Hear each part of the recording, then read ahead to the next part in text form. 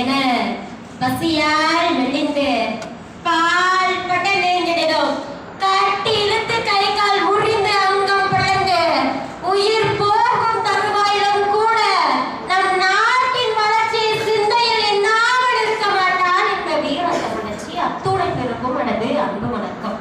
விக்ஷித் பாரத் அதாவது வளர்ந்த இந்தியா, வல்லரசு நாடு என்றாலே சீனா போன்ற பல்வேறு நாடுகள் சிந்தையில் இருக்கும் பொழுது நினைவில் வைத்துக் கொள்ள வேண்டும், மாசூர வளர்ச்சி பெற்றுக் கொண்டு வருகிறது நம் நாடு. ஆம், பொருளாதார ரீதியாகவும் சரி, மனித வளம் ரீதியாகவும் சரி, வல்லரசு நாடு என்று அனைவராலும் ஏற்றுக்கொள்ளப்பட்டது நம் இந்தியா.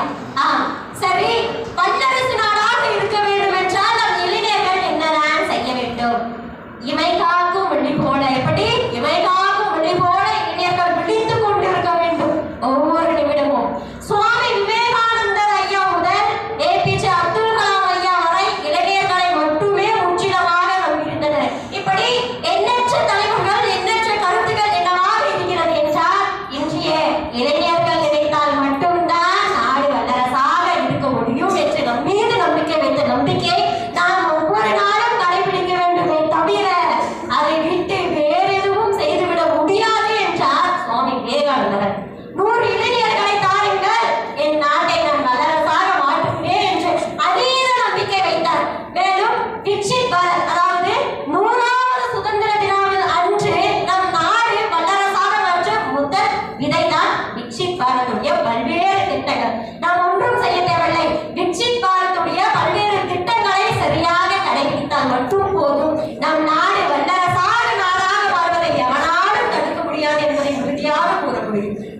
இது மட்டுமல்ல, ஐம்பெரும் பூதம் எப்படி நம் நாட்டை கட்டி ஆளுகின்றதோ அதுபோல விக்ஷித் பாரத்துடைய 5 திட்டங்கள் என்னவென்றால், பசி ஒழிக்க வேண்டும், வறுமையை ஒழிக்க வேண்டும், தரமான கல்வி இருக்க வேண்டும், பாலின சமத்துவம் இருக்க வேண்டும், நல்ல ஆரோக்கியம். இதை தவிர வேறு என்ன நம் நாட்டின் வளர்ச்சிக்கு உறுதுணையாக இருக்க வேண்டும் என்று நீங்கள் நினைக்கிறீர்கள்?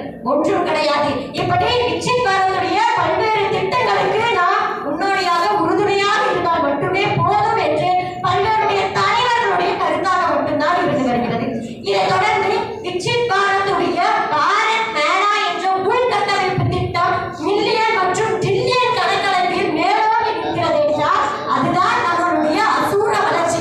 அயல் நாட்டு வளர்ச்சியை கண்டு மூக்கின் மேல் விரல் வைப்பவன் அல்ல நாம். என் நாட்டு வளர்ச்சிக்காக உறுதுணையாக இருந்த அயல் நாட்டை இயக்க வைக்க ஒவ்வொரு இளைஞனும் என்று போராடுகிறானோ அன்றுதான் நம் நாடு வல்லரசாக இருக்க முடியும். திட்டங்களை கண்டு அஞ்ச வேண்டாம், திட்டங்களுக்கு வழி கொடுக்க